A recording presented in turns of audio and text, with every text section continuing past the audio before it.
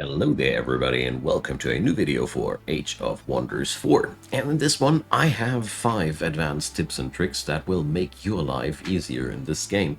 A couple of things that I really was surprised how long it took me personally to find them out. A couple of things I didn't even find out myself, but was the comment section providing me with all those infos. So I meant to share. So let's get started with number 1, and that comes directly out of the comment section. So spells here out there, especially army spells and map spells, you know, I didn't know that when you cast these guys, when you cancel now, you have them ready.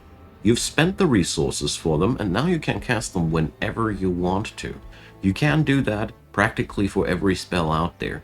So check out the summon here. I cancel it, and now I have that one ready.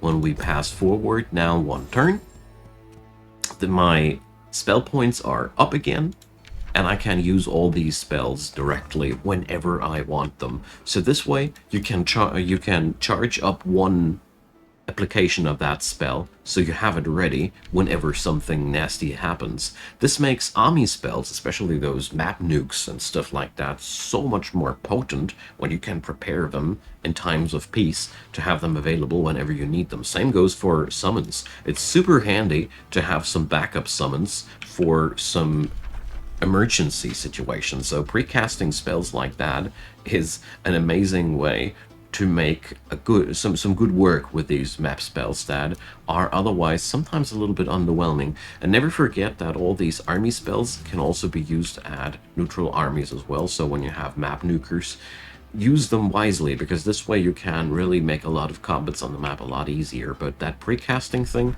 I had no clue, and I'm so grateful that I now know, because it makes things so much more versatile, and spells became, for me personally, so much more valuable with this little trick.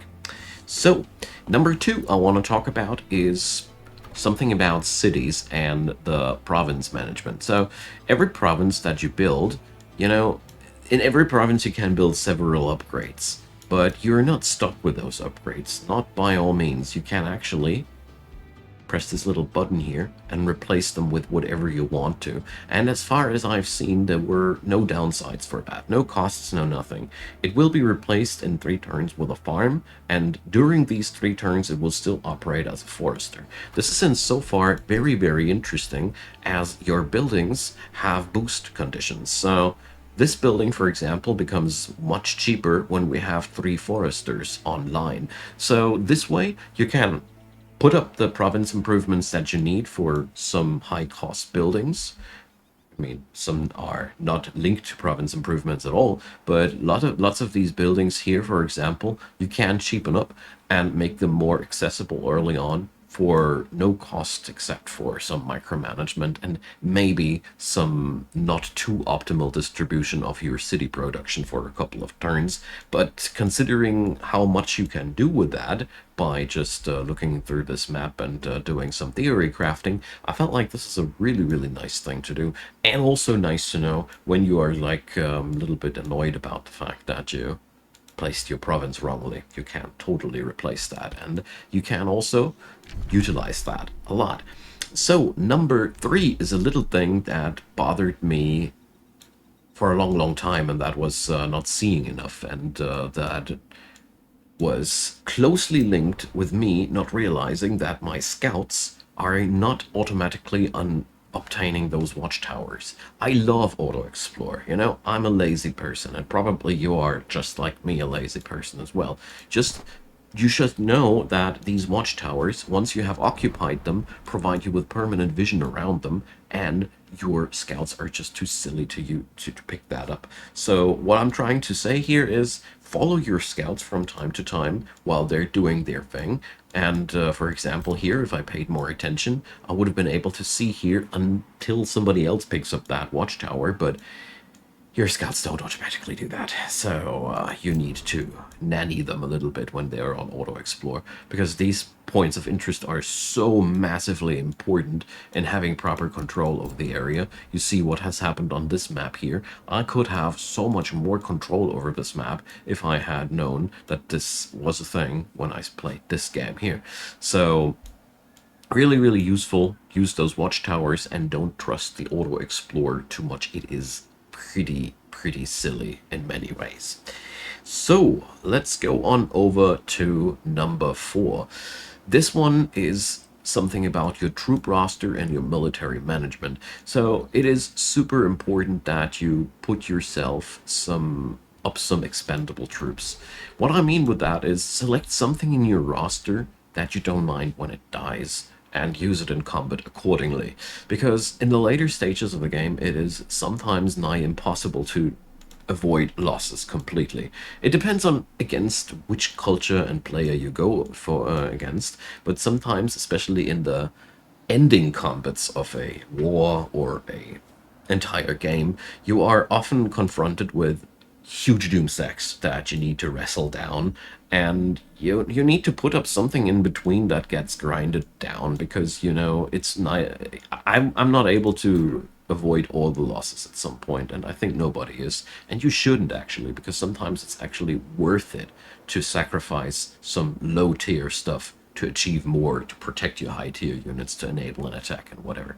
So you can achieve that in various ways. Either your economy is so stupidly strong in churning out draft, this one not, and you have stupid amounts of gold, then you can just print those units in your cities. That's one strategy that you can go for. Another one is following summons. If you have lots of mana and lots of world map casting points, you can constantly churn out new summons and replace those. That's another option.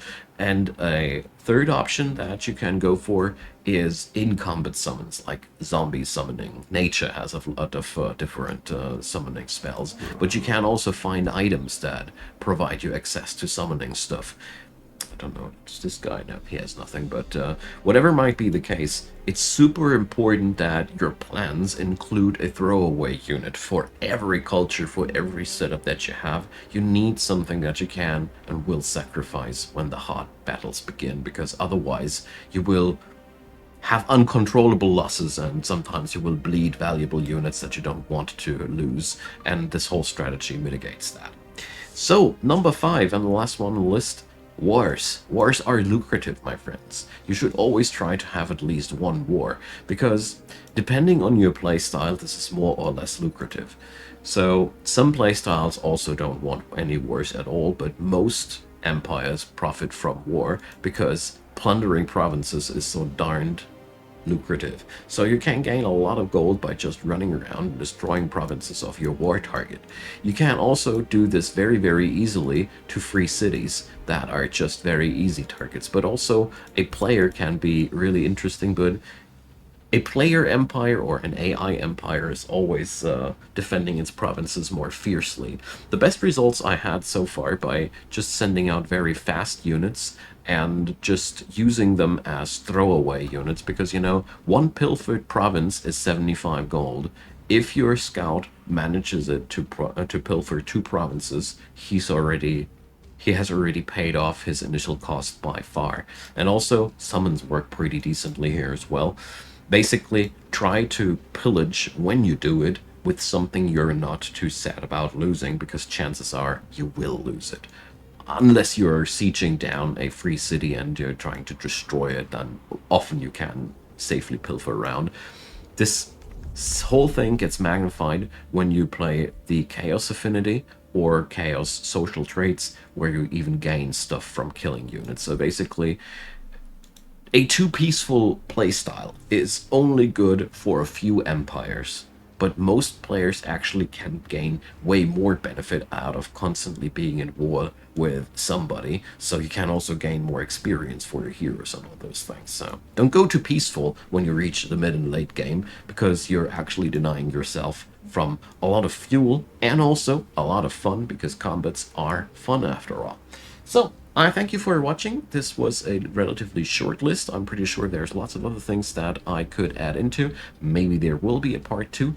Big thanks to the comment section for all that wisdom you all guys are providing. And a thumbs up to everybody who is providing these things. And a thumbs up to that video would be also very appreciated. So, feel free to subscribe as well. And there's also a playlist link down there leading to the other info videos for Age of Wonders that I made. So knock yourself out.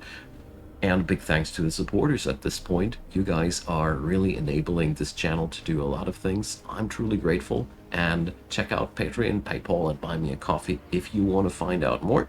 And if not, thanks for watching this video. This is already a very, very nice gesture of you of hanging around. Even after the ad roll, you're still here. You obviously like my voice or something like that. Anywho, I hope you have a great day. Thanks for hanging around, and see you soon.